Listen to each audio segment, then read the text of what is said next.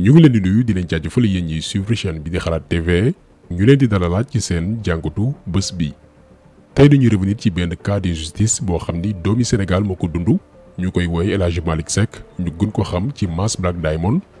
mais mu wéet lool nag ci xeex bi nga xamante nii mi ngi koy mëne depuis des années ak benn société française buy peser lourd muy groupe Canal am doole lool te bari ay lobby yu koy protéger fii ci Sénégal ñenn ñi daañu ne encore waa Canal gannaaw ba ñu ñàkkaloo Sénégal ay milliards depuis 10 ans en complice ak suñuy njiit di tëjlu suñu doomi réew parce que nee nañ dañuy def ay branchements illégaux ci quartier yi defoon nañ ci investigation bu yaatu ba ñoom groupe Canal plainte ñu waa YouTube yàlla daal di àtte ñu am ndam ci xeex boobu alors que ñoom ñu doon wër di plaindre ñoo nekk ci lu jaarul yoon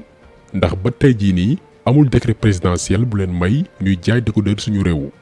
liñ leen may ci biir réew mi ñoom waa Canal amul benn société sénégalaise buñ ko may ñëpp ne pat média yi waroon fësal mbir yooyu noonu mbóot yooyu daal di koy sulli kenn ñemewu ci àddu à part benn journal muy Libération parce que groupe Canal dafay dégager ay millions yu bëree bëri chaque année di ci fay ay publicité ci rajo yeeg télé yi ak journaux sénégalais yi ba tax na ku ci nekk jàpp nga ni boo waxee li groupe Canal nekkee ci biir réew mi déwén bu ñuy séddale millions yi ngir ay annonce doo ci am wàll. ba tax na tey groupe Canal am droit di noot ay doomi Sénégal seen biir réew kenn ci victime bi ñu nar a waxtaanee tey mooy El Hadji Malick Seck ñu gën koo xam ci Mass moom mi nga xamante ni producteur audiovisuel la graphiste la yor entreprise bu ñu naan Level Studio di employé jeunes sénégalais boole ci di leen former ci wàllum image montage ak infographie mais yemul rek ci loolu dafay tamit bind ay film yoo xamante ni bokkul ak ñiy promouvoir mbon ak a yàq ndaw ñi mais dafay jaay suñu image yu réew di reproduire suñuy réalité sociale ngir suñu cinéma am différence par rapport ak li ñu nasaraan si di proposé. benn ci film yooyu mu créé woon le groupe Canal sàcc yu ànd ak preuve nag daañu ci ñëw benn par benn pour que askan wi xam naka la ay doxandeem di jugee seeni réew ñëw ñun suñu dëkk di wiñaar suñuy loxoy doom di leen néewal doole. leneen aussi li gën a yokk tax sax ñu def vidéo bi mooy ñaaxaat jeunes yi nga xamante ni toll nañ tey ci créer moo xam ay projet wàllum robotique ak yeneen yu jëm ci xarala yu yees yi ñu jàng ci histoire Mass bi ngir ëllëg bu leen saay-saay approché mel ni ku bëgg a liggéey ak ñoom ñu xam ban taxawaay la ñuy am. moom nag El Hadji Malick Seck bu weesu technicien audiovisuel bi mu doon dafay dessiner créé na sax ay dessin animé parce que ñun suñu réew yi depuis ba ñuy nekk tout tànk ay dessin animé tubaab la ñu yàgg seetaan xamuñu sax yan xeetu message la ñuy bëgg di ñu jàngal moom nag mu bokk ci doomi réew yi gëm ni war nañu mën a créer suñuy propre dessin animé yu méngoog suñu réalité yoo xam ni xale yi daañ ko mën a seetaan di reetaan waaye tamit di ci jàngale lu bare bari.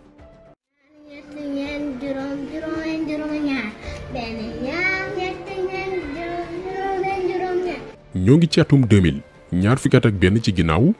Mass comme ni mu tàmm di toogee di am inspiration di dessiner mu créé image bi ngeen di seen ne pourtant lii war na mën a nekk benn film africain boo xam ni dafay wax ci wàllum enquête policière mais pas enquête policière comme ni ko tubaab yi di defee ci seeni film mais comme que Afrique ñu bari dañu gëm loolu wàllu mystique enquête yi dafay laal côté yooyu ngir mu gën am originalité wuuteeg lu ñu tàmm di gis nii la koy débi dikkee mooy dessin bii ngeen di seen mu tuddee woon film bi li nga xam ne mooy Boom avant muy soppiwaat tur bi dippee ko Dakar Division X comme expert mu tàmbali bind film bi définir personnage yi ba 2011 mu tàmbali tourné mais yamu ci dafa dem BSDA ñu koy woowee tey SODAV këru liggéeykaay bi fi nguuru Sénégal teg ngir sàmm bépp création artistique moo xam musique cinéma wàllum mbind ak yu ni mel fa la Mass daal di enregistré li nga xam ne mooy création am le 29 avril 2011 ngir protéger xalaatam ba képp ku ko sàcc wala def ci nag sudul noonu yoon dal sa kaw. I don't understand. Pourquoi Alpha agresserait il? Peut-être aussi il est fiché. On va voir ça en réunion du truc. On a l'arme du crime, un couteau. Ils choisissent bien leur arme. On a trouvé sur l'arme 2 groupes sanguins. Vous défilez à gauche. Les esprits m'ont montré du bétail. bande annonce film baa nekk nii ci tënk nii la histoire bi demee jàpp leen bu baax parce que mooy tax ngeen mën a comprendre naka la groupe Canal sàcce production bi soppi tur bi changer tur personnage yi def li ñu naan copier-coller benn brigade de police la bu yëngu ci wàllum investigation criminelle ministre de l'intérieur taxawal ko ngir xeex crime yi ñuy faral di nemmeeku Ndakaaru chef de brigade bi jigéen la xam-xamam màcc ci lépp lu jëm ci wàllum crime brigade bi am na aussi benn ancien militaire boo xamante ni spécialité am mooy wàllum arme am na également médecin légiste koo xam ne bu crime amee mooy def autopsie ak yu ni mel mu am aussi beneen policier boo xam ni dafa am ay rawxaan yu ko may yenn pouvoir mystique yi muy mën a gis moo nekk illustration bii Mass daal di koy reproduire ci film choisir personnage yi nga xam ne ñoo ko war a incarner tàmbali def tournage ak montage bi ñoo ngi caatum 2010 ba 2013 gannaaw ba Mass publier bande annonce bi ci chaîne YouTube entreprise de production am bi ñu naan Level Studio groupe Canal à travers seen benn initiative bu ñu naan Canal Overseas décidé investir ci ay production internationale rawatina ci Afrique bi nga xamante ni dañ fay bari lool ay clients maanaam di proposer léegi clients africains yi ay production yoo xam ni doomi Afrique ñoo koy jouer ci le directeur des programmes Canal Overseas ñu koy wooyee François Desplanques ak ku ñu wooyee Damiano Malchiodi di directeur à Plus Afrique chaîne bi groupe Canal créé ngir dafa jàllale ay séries africaines ñooñu gisanteeg Mass en 2013 ne ko sa série bii di Division X daf ñu intéressé bu baax a baax fii la relation Mass ak waa groupe Canal tàmbalee. gannaaw waxtaan yi ñoo ngi catum 2014 Mass envoyé leen document résumé film bi gannaaw ba waa Canal sàkkoo mbir moomu. 4 février 2014 à 18h François Desplanques bu Canal Plus laaj Mass li ñu woy ci wàllum cinéma archi narrative benn document la buy détail épisode film de A à Z maanaam épisode bu ci nekk ñu résumé histoire bi scènes yi ak yu ñu mel. le lendemain 5 février Mass ne ko defaruma archi narrative pour production bi waaye mën naa leen ko bindal envoyé leen ko fekk dimanche budget production bi sax pare gu ma ci mais naa leen ko yónnee par mail après. François Desplanques ne ko d'accord mais balaa boobu envoyé ma épisode pilote film bi par DVD via DHL wala nga déposer DVD bi ci siège Canal Plus bi nekk Dakar. Mass ne ko amul benn problème dinaa ko déposer foofu noonu. dimanche 9 février 2014 la leen Mass envoyé document archi narrative bi maanaam résumé épisode yëpp. directeur à plus ñu naan ko Damiano Malchiodi moo tontu Mass lundi 10 février à 8h du matin ne ko jërëjëf ci xibaar yi ñu baaxee dañ ko taataan dellu si waat ci yow. en juin 2015 benn ndaw suñu naan Cécile Girardin woo Mass téléphone ne ko moom moo remplacé François Desplanques ci bopp direction des programmes bu Canal Overseas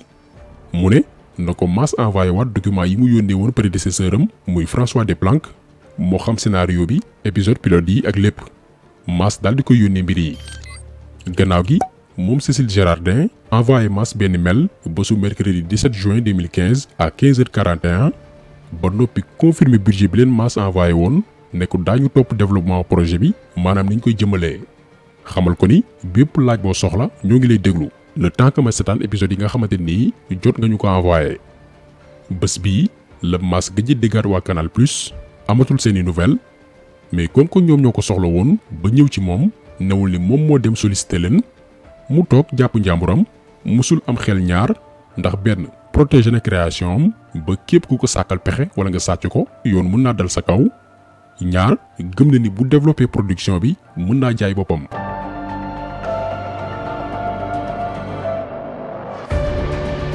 ñoo ngi caatum 2019 Canal Plus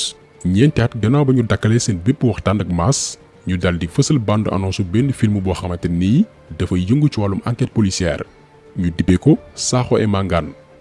waaye ñu ne bi yoon du mel comme film enquête yi ngeen taamu di gis investigation yi dafay ànd ak ay mbiru mystique jàppaleen bu baax a baax lii lu mu leen di fàttali. Alors.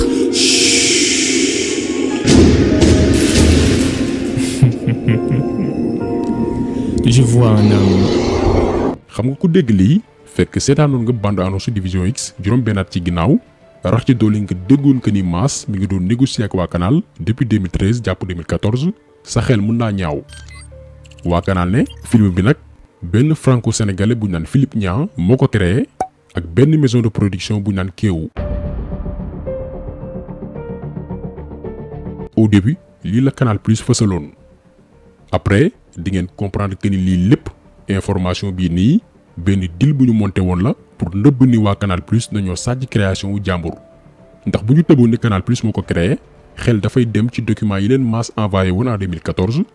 ñu daldi nag mbubboo benn maison de production bu naan Kéewu ne ñoom ñoo am inspiration bi mbubboo beneen franco-sénégalais boo xamante nii wóor na ko ni moom créé wul ne ko yaa am idée bi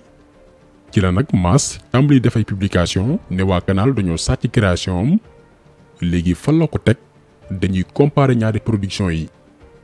déjà histoire yi benn la division X Dakar ministère de l'intérieur moo am initiative bi créé benn brigade ngir xeex wàllum crime ci capitale bi Sakhoye Mangane également ministère de l'intérieur moo décidé samp benn brigade policière ci xolu Ndakaaru ngir jàmmaarlu criminels yi mais bu yemoon foofu ñu ne xëy na tombé waral ay gaaf mais ñaari film yépp enquête yi dafa rax wàllu mystique kenn ci way takk der yi dafa am ay pouvoir yu ko yàlla may mais ba tey mën nañ ni dafa tombé waat garaawul mais même dessin bi nga xamante nii ci la Mass inspiré woo en 2000 ñaar fukki at ak benn ci ginnaaw ba créé film bi nga xam ne mooy Division X même posture bi dessin bi mu defoon la waa Canal Plus utilisé en 2015 moo nekk nii pour présenter acteurs yi nekk ci série bi di Sakhoye Mangane ñenn ñi daañu waxaat ni dafa tombé léegi nañu dem xool personnage yi ndax li ñuy joué benn la foofu moom mooy daj dëpp gi. bu ñu jëlee Division X bi Mass créé depuis l'an 2000 présenté ko waa Canal en 2013 chef de brigade bi benn femme la bu ñu naan Aïda xam-xamam màcc ci wàllum crime Yaa Awa Dieye moo doon incarné rôle bi nga jël Sakhoye Mangane bi Canal Plus na ñoo ko moom chef de brigade bi tamit benn femme la bu ñuy wooyee Mama Ba luy mën-mënam mooy wàllum crime ba tey nga ñëwaat ba léegi Division X enquêteur bi nga xam ne dafa am ay pouvoir mystique mi ngi tudd Sambanta nga dem ci Sakhoye Mangane takki der bi yor itam ay pouvoir mystique ñu ngi ko dippee Souleymane Sakho Division X fa la ñuy des mu am benn ancien militaire bu naan Aziz xam-xamam màcc ci wàllum arme Jojo bu groupe d'arab bu naan Yaat Fu la Mass jox rôle bi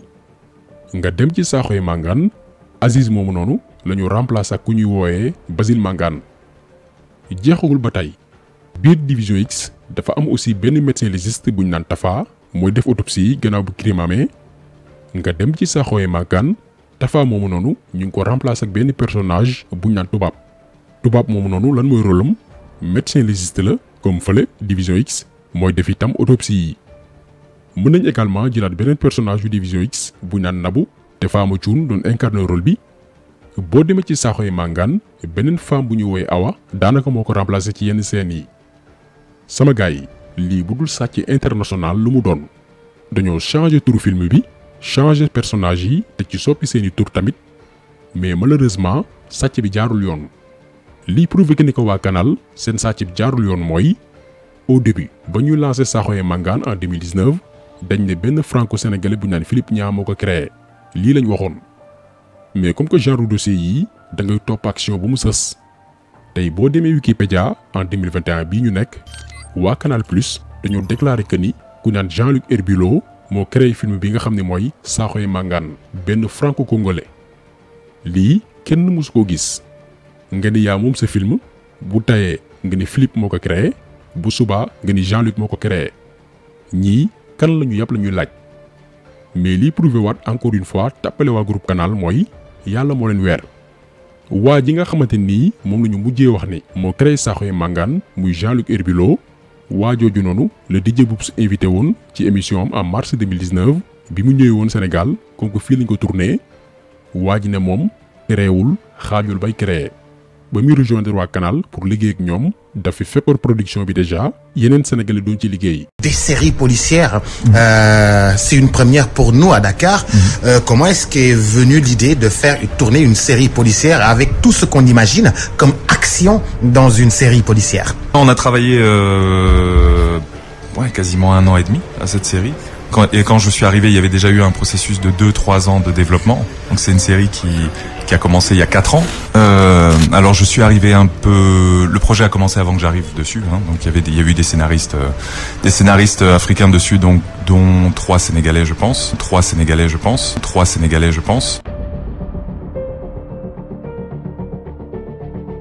ñoo ko déggandoo xam nga œuvre jàmbur boo ko sàccee surtout film yi nga xamante ni dafa original pour détourner ko du yomb parce que ñoom waa Canal maîtriser wuñu suñu réalité réew surtout li jëm ci wàllu mystique ndax Philippe Nia bi ñu jëli woon ne moom moo créé mbir yi donte ay origine am Sénégal la mais France la juddoo fa la yaroo fa la màggee jàngee fa defee fa lépp kooku mënul bind benn film boo xamante ni dafay laal suñu réalité réew parce que dëkku fi dund fi ndekete waa Canal woowoon na ñetti sénégalais pour ñu liggéey ci film bi nga xamante ni Mass moo leen ko envoyé woon lii du suñuy kàddu Jean-Luc Herbulot moo ko wax. Quand je suis arrivé, il y avait déjà eu un processus de 2-3 ans de développement. Le projet a commencé avant que j'arrive dessus, hein, donc il y a eu des scénaristes africains dessus, donc dont 3 Sénégalais, je pense. maanaam ñu woo ñeneen ñoo xam ne maîtriser nañ situation bi ñu amal quelques modifications ñu demaat ba ci biir dooro woo Jean-Luc Herbulot ngir mu yeggali ko ba noppi nag ni moom Jean-Luc moo ko créé. ñenn ñi xam naa daañu ne coono gi waa Canal daj lépp ngir sàcc yi fi jàmbur est-ce que gënul woon ci ñoom est-ce que gënul woon yomb ñu liggéey directement ak Mass fay ko ak xam effectivement loolu moo ne woon projet bi Mass dafa defaloon waa Canal Plus budget wu 50 jàpp 75 millions par épisode yoo xamante ni dafay durer ba 45 minutes chaque 10 épisodes kon dafay jege 500 jàpp 700 millions ba waa Canal daal di d'accord ñoom duñ ci perte waa Canal Mass dina ci am xaalis acteurs yi tamit daañ ci gagné ay millions partie bii nag ngay xamee ni lépp lu sénégalais ñàkk moroomu sénégalais moo fa jaar comme que période boobu noonu groupe Canal dafa nekkoon ci phase dëgg ay projet maanaam créer ay chaînes yoo xamante ni yii théâtre làkku dëkku africain yi la ñuy teg Sénégal par exemple lancé nañ benn chaîne bu ñu naan sunu yëf série sénégalaise en wolof dong la ñuy teg mais dafay am aussi beneen chaîne bu gën a yaatu ñu naan ko A plus télé boo xam ni série africaine yi en français lañ koy traduire pour waa Sénégal Côte d'Ivoire Burkina ak yeneen dëkk francophonie yi mën di ko suivre ci la nag ay maison de production sénégalaise tàmbali proposer seeni série waa groupe Canal di leen ko wanteer 100 jàpp 300 euros par épisode 65 000 jàpp 196 000 francs par épisode lu doy ni production loo xam ni moo gën a yomb téeméeri junni yoon li Mass proposé woon waa Canal ndax Mass ay millions la doon laaj par épisode ba waa Canal nangu ndax ñoom tubaab yi xam nañ li production di jaar yombul moo tax Europe ak États-Unis ci benn film ngay bokk benn film dong te kii ba faw ñu fay la xaalis bu baree bari léegi nag ñoom bu ñu ñëwee fii suñu réew yi dañuy jàpp ni la am foofu noonu ci payoor moo fi nekk benn waay bu ci mel ni Mass xam ni business su cinéma di fonctionner à travers le monde ak alal bi ci nekk Sakhoye Mangane dong Canal Plus ay millions d'euros la jaay après première saison bi waa Netflix ay milliards de francs CFA ku ci mel ni Mass comprendre woon mbir yooyu noonu xamoon fan la production bi naroon yegg ne leen 10 épisodes plus de 700 millions laa leen koy jaayee ba waa Canal d'accord mais keneen moo jugee ca àll ba ay sénégalais dëkk fii yor ay maison de production ne waa Canal loolu dafa bari man mën naa leen a jaay saison film lëmm lu motul 10 millions te même qualité image lay doon da ngeen di fay ay traducteur dong pour mën di ko diffuser à plus ñun jàpp nañ ni lii moo tax waa groupe Canal rocceeku ndànk ci projet Mass bi ndax ñoom soxla woon nañ ko au début ba d'accord ci prix mais lu ñuy dénoncé ñun mooy boo retiré woo ci projet mën ngaa retiré wu te bàyyi ak nit ki li nga xam ne moo ko moom mais retiré wu ba noppi sàcc œuvre jàmbur fa yeneen scénariste ngir ñu modifier ko engagé say acteurs bopp ngir ñu interpréter la benn rôle nga diffuser ko ba doyal gagné ci ay milliards pare jaar ko waa Netflix ay millions d'euros te ka créé mbir yi moom amu ci dërëm au contraire xaalisam moo ci dem